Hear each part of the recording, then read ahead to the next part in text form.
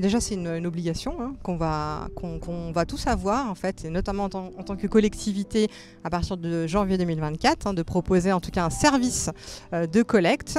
La ville de Paris s'est positionnée en proposant pour les citoyens, les riverains, des bornes d'apport volontaire. Et puis pour les commerçants, il y a tout un enjeu aussi, parce qu'on est sur des émissions et des tonnages extrêmement importants de déchets alimentaires qu'il faut valoriser. Donc on va parler de la loi AGEC, on va parler de l'économie circulaire. Que faisons-nous en fait de ces déchets alimentaires? Plutôt que de les incinérer, on les sort de l'incinérateur pour ensuite les valoriser, pour les transformer en biogaz ou en engrais. Le dispositif qui est proposé aujourd'hui aux commerçants des marchés alimentaires se passe sur 3 phases. La première phase, c'est une phase de diagnostic qui est portée par un animateur ou une animatrice sur le terrain, sur les marchés alimentaires. La phase numéro 2, c'est la formation qu'on propose aux commerçants pour qu'ils puissent comprendre aussi tout le cheminement et tout l'impact et l'enjeu et surtout l'action qu'ils vont avoir aussi en tant qu'acteurs économiques dans les quartiers, dans les villes.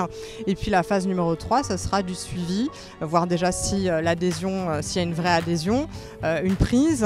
Impliquer un maximum d'acteurs. Donc là sur l'expérimentation qui est lancée dans le 14e arrondissement, on a GRDF, nous avons France Nature Environnement, nous avons la ville de Paris aujourd'hui portée par la mairie du 14e arrondissement, PIC Environnement et le groupe Ben Sidoun. Donc beaucoup d'acteurs pour pouvoir sensibiliser, faire des sessions de médiation auprès des commerçants pour pouvoir vraiment les impliquer, les engager dans le dispositif. On a déjà mené une opération sur le marché de la Réunion dans le 20e pour sensibiliser les commerçants à l'importance du tri des biodéchets. Nous renouvelons cette opération ici sur le marché Brune avec toujours le même objectif, faire en sorte que les commerçants qui ont un apport important en termes de biodéchets soient bien sensibilisés pour aller dans cette direction que nous devons tous prendre, vu que la loi prévoit la collecte des biodéchets systématique à partir de 2024, à partir de demain. Et donc nous sommes très contents à FNE Île-de-France de pouvoir travailler avec GRDF, je l'ai dit, mais aussi avec PIC Environnement, qui est une de nos associations membres, pour mener cette sensibilisation. Sur ce marché, on est là vraiment pour sensibiliser les commerçants, les former aussi à trier les déchets alimentaires.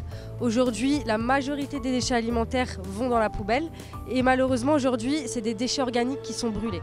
Donc aujourd'hui, nous, ce qu'on essaye, c'est vraiment de les former, leur expliquer qu'aujourd'hui, avec ces déchets alimentaires, on peut faire plein d'autres choses. Et du coup, voilà, c'est notre rôle, en tout cas en PIC a ce rôle sur le marché d'expliquer et de sensibiliser les commerçants à ça et de pouvoir faire évoluer les mentalités au maximum sur le tri des déchets alimentaires.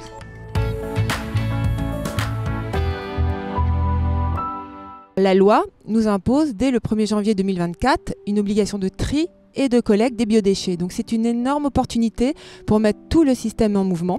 Et c'est pour ça GRDF souhaite accompagner cette filière et au travers de ce partenariat avec FNE Île-de-France, nous avons souhaité accompagner la ville de Paris sur les marchés parisiens en sensibilisant les commerçants aux gestes de tri et aux gestes de collecte. Sensibilisation, ce qui se fait via l'association PIC. Alors aujourd'hui, ces biodéchets, une fois qu'ils sont triés et collectés, peuvent être envoyés en méthanisation ou en compostage.